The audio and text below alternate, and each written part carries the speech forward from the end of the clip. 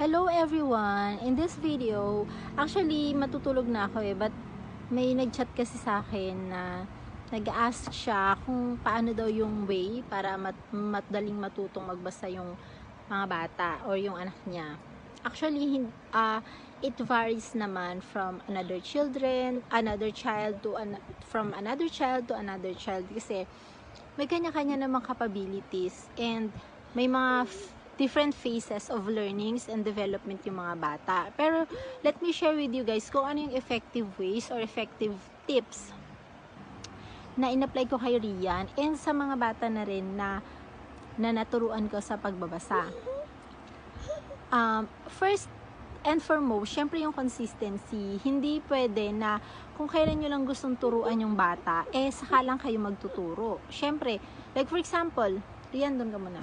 Like for example, tuturuan nyo siya ngayon, and then after 3 days, saka nyo ulit tuturuan. Tapos, tuturuan nyo ulit after a day, and then, kung kailan lang kayo sipagin. So, paano naman yung, yung familiarization or yung timeline na binibigay nyo dun sa bata? Kasi, dapat, magiging habit yon, magiging consistent kayo para at least, 'di ba? Nafa-familiarize sila, natatandaan nila, nagiging fresh sa kanila hanggang sa makakasanayan nila, matatandaan nila kaagad. So, yun ang pinakauna, yung consistency. Dapat kung gusto nyo talagang matuto sila, maging consistent kayo sa pagtuturo. Hindi pwedeng kung kailan nyo lang gusto. And then, second one, magsisimula tayo sa sounds or sa phonic sound ng mga letter.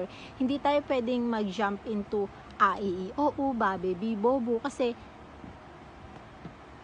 dapat alam din nila or mas ma-inform din natin sila paano naging a. Yung a, i, o, okay lang, sounds kasi yan ng alphabet. Pero yung ba, be, bi, bobo, kakabisaduhin lang nila yan. Kakabisaduhin lang nila. Kailangan maturo rin natin sa kanila kung bakit siya naging ba, bakit siya naging be. Kasi nga, dapat dun muna tayo mag-start sa phonics or sa sounds ng mga letter. Like, kaya siya naging ba kasi b, a, ba. Kaya siya naging ba. Hindi pwedeng mag-start kayo sa ba, be, bi, bobo, kakikiko, kung hindi pwedeng ganun. Kung ang talagang gusto nyo, matuto sila. Unless ang gusto nyo, makabisado lang nila. And then third one, kailangan tama yung ituturo nating sounds. Kasi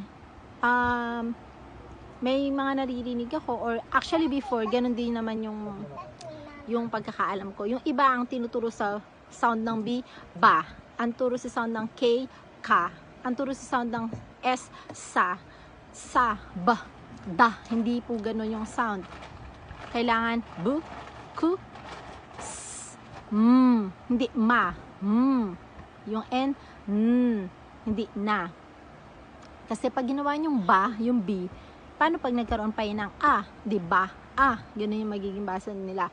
So, kailangan tama din yung sounds na ituturo natin sa kanila. It's a, b, k, g, h. Ganun yung sounds. S, t. Ganun. Tama yung sounds. And, pang-apat, kailangan antok na ako.